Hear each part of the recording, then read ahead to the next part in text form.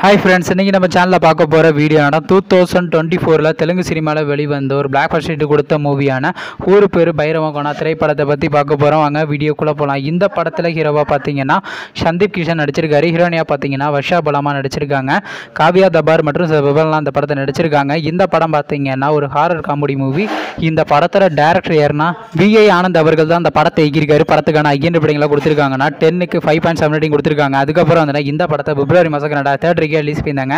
அப்புறம் பார்த்தீங்கன்னா இந்த படத்தை ஓடிடி தளமான அமேசான் பிரைமில் தெலுங்கு லாங்குவேஜ் மட்டும் ஸ்ட்ரீமிங் பண்ணியிருந்தாங்க.